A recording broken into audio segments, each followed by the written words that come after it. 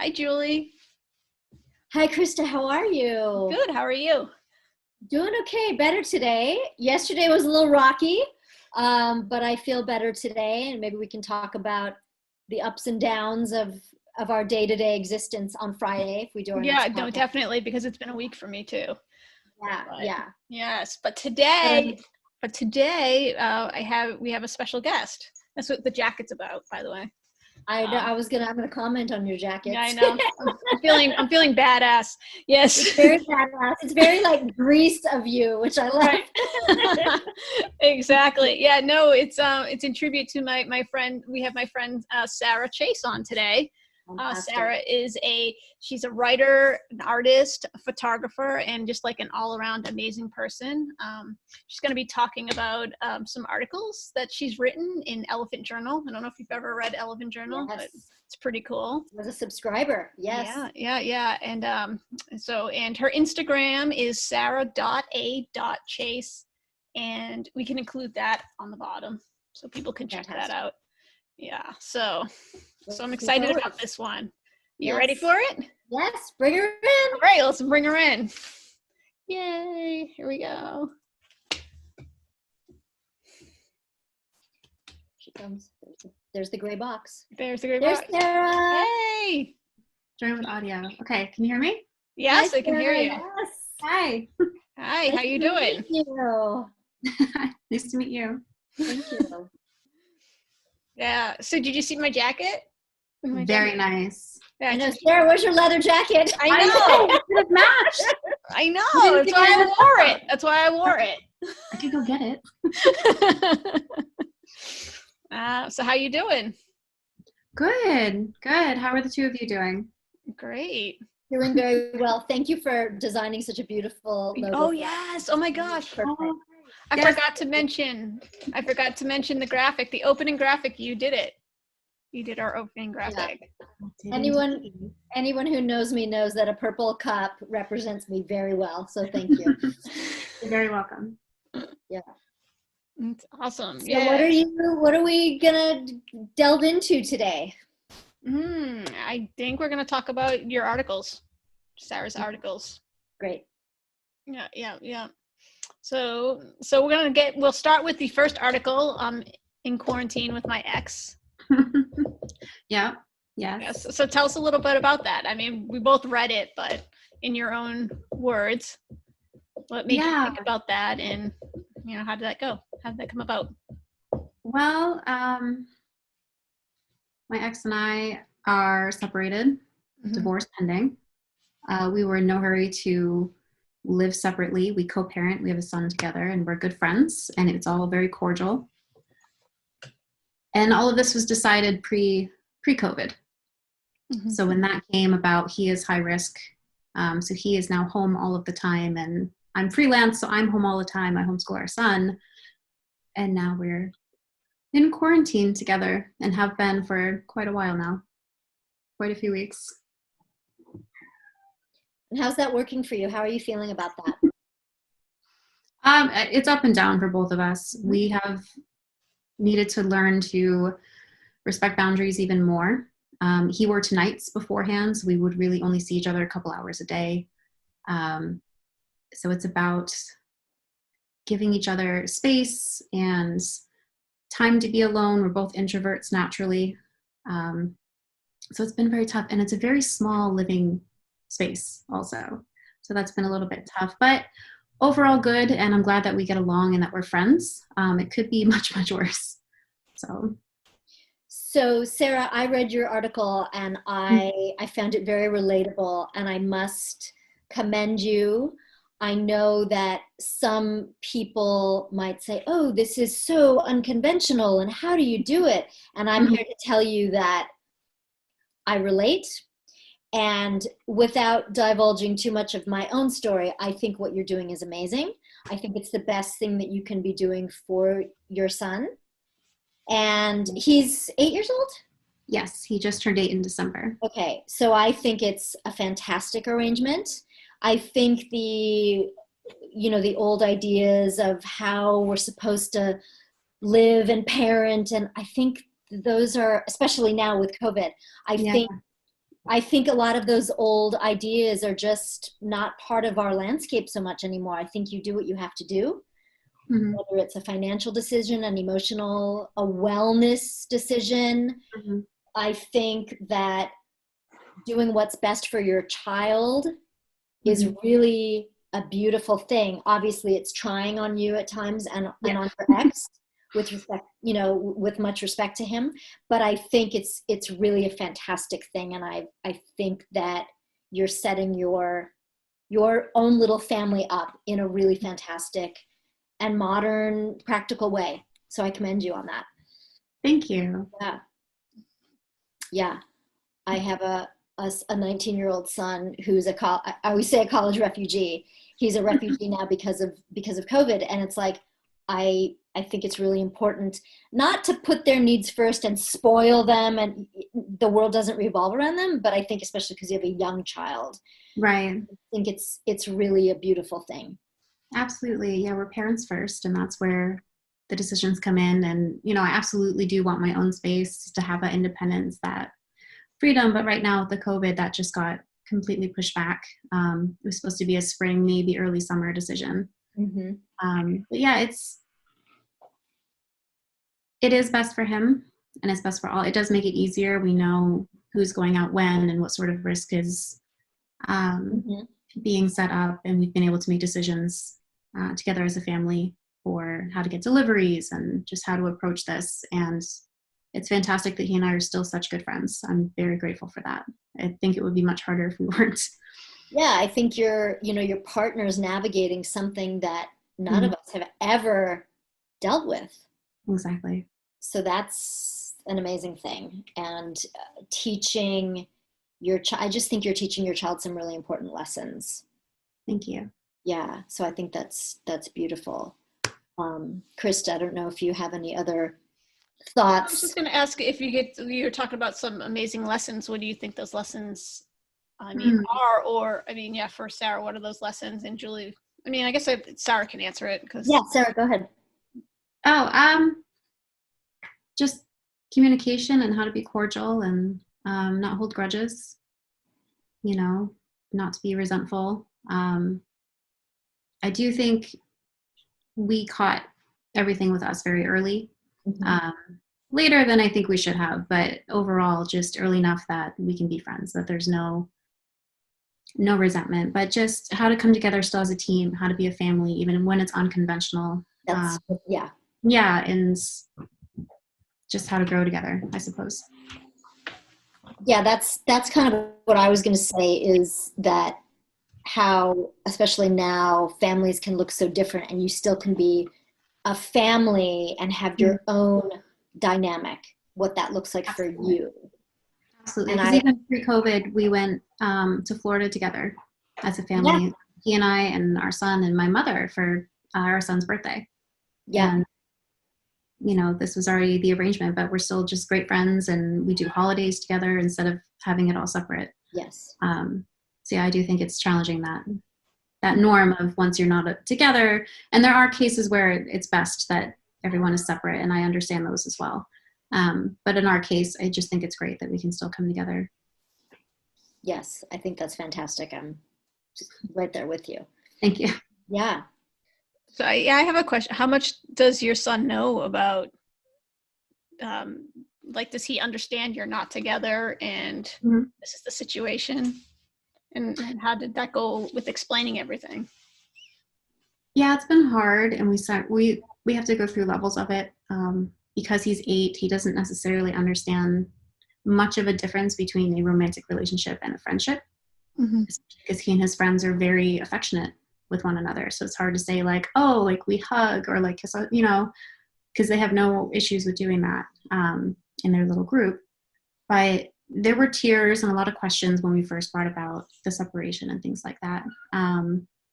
But, you know, and with my coming out, he had known other couples who are gay. So that was not, I had to explain what that meant, because he's seen it, he just didn't have a word for it. And his aunt is trans, so he's still in that community. He's always been in that community. That was less confusing for him. It was just, oh, okay, which is pretty much everyone's reaction.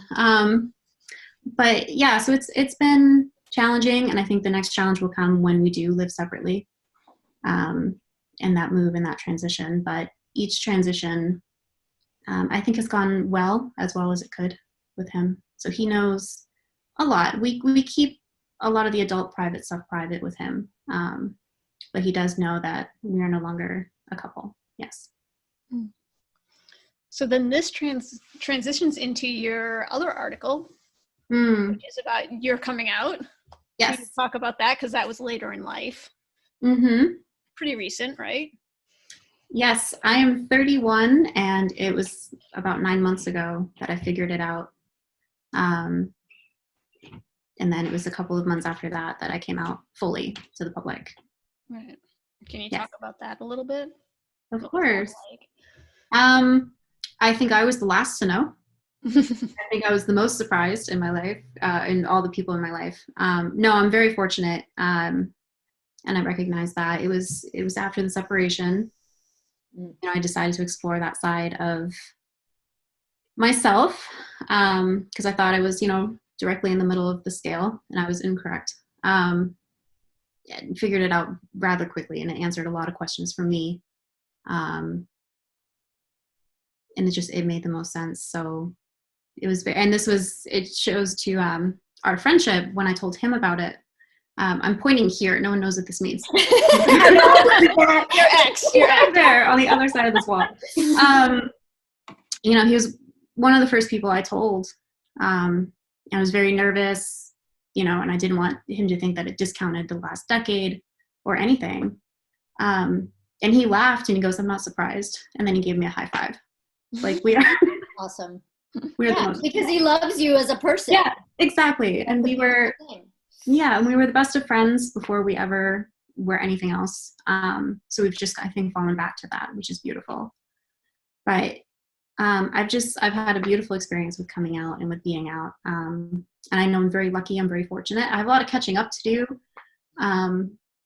obviously, and getting to the community and things like that. But yeah, it was a really easy transition, thankfully. Right. And you and I are friends, so I know that you were looking forward to Pride coming up there in Boston in June, and now that's not happening, right? Mm-hmm. Yeah, that was going to be my first Pride. Right. Has that been canceled for sure? Yes. Yeah. Okay. Yeah. Absolutely.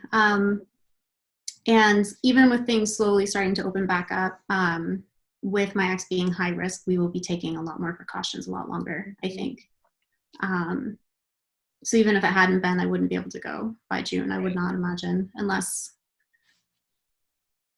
magic happens and we get things settled here a lot more quickly than it's being projected. But yeah, so Pride it was gonna be my first Pride, but people are sort of rallying around, how can we celebrate online and how can we celebrate socially distant with the people that are in our lives that will celebrate with us. Right. So hopefully we can still make it special, but yeah. So I have a question about this, Christa. I hope I wasn't going to interrupt. No, go ahead. Okay. So, Sarah, because I haven't had this experience, I've always had lots of friends who are gay, lesbian, trans, all my life. When you said you used a term, you were in the middle. I was going to ask this question. This wasn't the question I was going to ask. Go ahead. Well, so I never heard that. I'd never heard that before, and I was interested in that. But more so, I was wondering if you thought you were in this place, and then you realized, oh, I'm actually in this place. Was there fear around that? Or did you feel like, oh, okay, I got this, and this actually makes me feel stronger, more confident, more authentic? Can I just, because I want to include this in this when you answer, because what you said was excellent, but also for people who might be in that middle place. Yeah. So when you talk about this, also, if you could elaborate on, for them, like, think about them and what it's like to sort of say, oh, I thought I was here, but no, I'm here. And like you said, they would like that. Is there, like, as you were saying, Julie, is there fear in that? Is there, because for me, it was more of a, oh wait, I'm gay. There Yeah. wasn't this, I thought I was in the middle and now I'm not. And there was never a place where I just thought I was straight. It was just more the assumed place you're supposed to be. And so for me, it was like, oh, I'm actually not this. I'm gay. So yeah, so I was kind of fascinated by that too. But I imagine there are other people that are in that place, and that's a harder place because when you think you know yourself, and now to have to step out of that might be a little overwhelming. And as Julie said, there might be fear involved. So I was curious about that too. Well, for me, it was more lack of experience, I think. And a lot of, the social expectations of this is what I was supposed to be. But I thought I was square in the middle of sort of the sliding scale of sexuality. Yeah. Thought I was, right in the middle, but didn't have the experience with women. I had only dated men, like I had kissed girls, but that was not the full like dating experience. So I thought, hey, if I can be attracted to both on some level, then I must be right here in the middle, I think. But I was gaining the experience where I went, oh no, I'm in fact not. I am.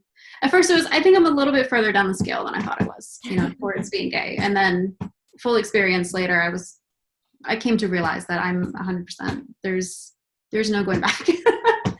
Now that I know the difference for myself, but for me, I know it can be scary for a lot of people.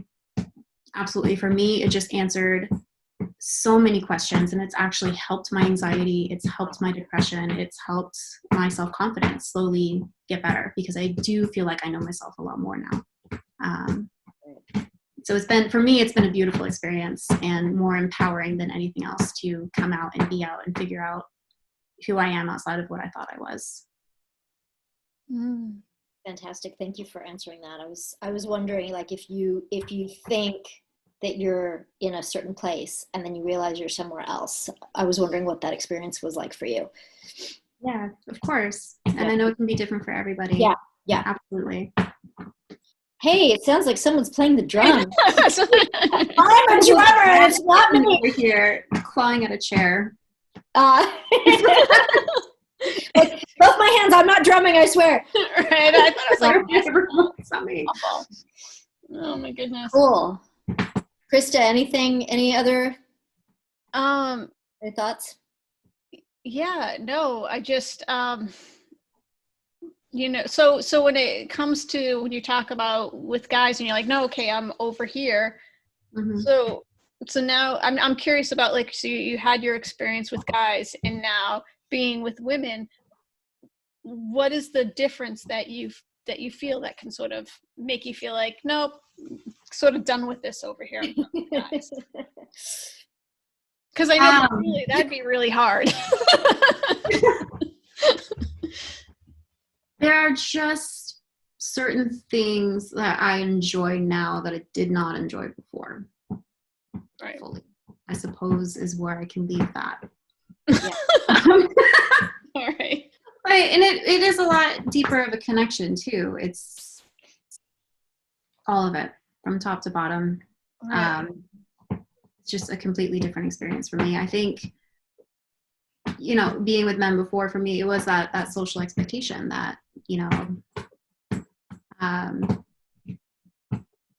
my parents have come a million miles, I will say that, but it was the way I was raised. I grew up in that sort of household where that was the expectation, and I didn't really know anyone in the community. I do now, and looking back, there are people that I did know that have since come out. But it's driving me nuts. I'm just a little kitten clawing. Apparently she needs her nails cut again. But it's just different. It feels right, I guess, is the way to best describe it. All of it. Well, I love that I know you've written those 2 wonderful articles, and I love that you've been so open with us about things that some people might see as very private. I mean, I think we're in a time now where kind of whatever you are is acceptable and accepted. And I think that's amazing. But still, I'm grateful and honored that you have been so forthcoming about your experiences, because these are personal things. And although it's all more accepted in our society now, there's always people who judge, and there's always people who judge, an unconventional lifestyle, like co-parenting with an ex or whatever. Not just co-parenting with an ex, co-parenting with an ex and coming out. Yes. And at 31. I mean, so those are, there's a lot. Right. There's a lot there. There. Bingo for that or something. right. Checked all the boxes. But yeah, it's really wonderful that you shared with us. So thank you so much. Right. Well, thank you right there. Yeah, I have another question though, because with the coming out at 31. So being that it's 31, you said there's a lot that you missed. I mean, do you feel kind of like, like sort of late for the party? Like, do you feel a part, even though you haven't been immersed in the community in terms of going to Pride and stuff? Do you feel like when you say gay or when you read things about things that have happened, you feel a part of that community? I mean, has there been a welcoming vibe for you, or, I'm saying, sort of like a late bloomer, do you still feel like even though you bloomed late, you're a part of it? Absolutely. Yeah, late bloomer, for sure. But right before all of the COVID things happened, I was starting to go to events, local events. There aren't many here, where I am, very small town, but they were starting to come to a local city. So I was going to those. I found an online community. I've reconnected with friends who have come out since high school. And yeah, everyone's been great. Everyone's been very welcoming. All of my friends were wonderful with me coming out, and the community has just been amazing so far. And I can't wait to continue growing that. Right. Future events once we're in a different place. Yeah, absolutely. That's great. Right. That's fantastic. So wow. I always ask, do you have any questions for us at all? Nothing or anything? I don't believe so, but thank you for having me. Thank you for having us. Right. Yes. Thank you. Thank you. This is fantastic. All right. So this is always the awkward moment. Like saying, I'm not like, cause I'm just not, I could talk forever, really. So I have a problem. So Julie, you're going to have to end it. Okay. So let's see. It's late afternoon for you gals, and it's early afternoon for me. So again, Sarah, it was wonderful to have you. And, maybe perhaps in the future when things are different, we can do another session and see how things are going, and see if you're, what your home situation is like, and perhaps if there's any new events that you've gone to that have been really great for you. And then in the meantime, we'll just keep doing what we do. And Christa, as always, it was a pleasure to be co-coaching and listening with you. And we're just going to keep doing what we do and staying well. I hope everyone stays well. Right. Sounds fantastic. And supporting each other. Yeah. So thank you both. Right. And I'll be talking to both of you later. Perfect. I'm friends with both of you. You guys need to connect up though, by the way. We will. We definitely will. You have totally have stuff that you guys can talk about. Yeah, for sure. That'd be awesome.